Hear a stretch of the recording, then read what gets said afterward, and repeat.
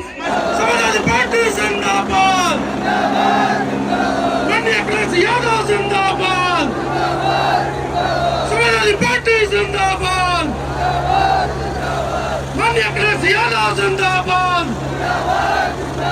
अखिलेश यादव जिंदाबाद, समाजवादी पार्टी जिंदाबाद, बाबा साहब अमर रहे, बाबा साहब अमर रहे, नायाजी अमर रहे,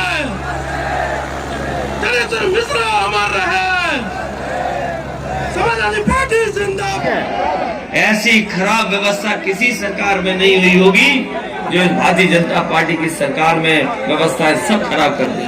याद कीजिए वो समय कोरोना का, जिस समय हमारे मजदूर भाई दूसरे प्रदेश से चल करके आए थे, यही झांसी की सीमा और ललितपुर की सीमा पर कई दिनों मजदूर रुके रहे, उन्हें खाना नहीं दिया, पीने के लिए पानी नहीं दिया, और बेचारे नहा धो नहीं पाए, एक हफ्ता 10 दिन ऐसे ही पड़े रहे, लेकिन पुलिस लगा करके सीमा पर नहीं आने दिया। याद कीजिए वो समय जब ललितपुर में एक गर्भवती मां महाराष्ट्र से चल करके आई थी और वो चलते चलते ललितपुर की सीमा पर आ गई, उसके बेटी पैदा हुई, 3-4 घंटे उसने इंतजार किया कि शायद सरकार मदद करेगी, लेकिन उस परिवार की कोई मदद नहीं की। उसे 3-4 घंटे के बाद खुद अपने चल करके घर जाना पड़ा। वो घर पहुंच गई, लेकिन इस सरकार ने मदद नहीं की। मैं आपसे कहना चाहता हूं, अगर समाजवादी सरकार होती तो चाहे हमें जिलाधिकारी की गाड़ी छीन करके उस गर्भवती मां को देनी पड़ती, देख करके उसको घर में पहुंचाने का काम करती। न जाने कितने मजदूर भाई जो घर नहीं पहुंच पाए, उनकी जान चली गई, वो पैदल पैदल घर गए। याद है कि नहीं याद है, पैदल पैदल घर गए थे किसान, मजदूर पैदल गया, कोई साधन सरकार ने नहीं दिया, कई लोगों की जान चली गई, किसी ने मदद नहीं की। अगर कोई मदद के लिए आगे आया तो वो समाजवादी लोग थे, उन परिवारों की 1-1 लाख रुपए से मदद करने का काम। आज बुंदेलखंड में सबसे ज्यादा किसान आत्महत्या कर रहा है।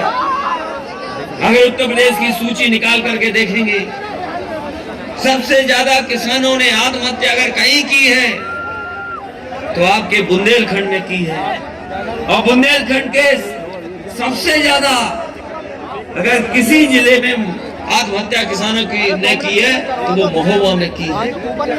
बताओ, हम जानना चाहते हैं सरकार के लोग क्या मदद कर रहे हैं। अगर कोई मदद कर रहे हो तो बताइए आप। और ऊपर से ऐसे कानून लाए थे कि जिससे हमारे किसानों की जमीनें छिन जाती।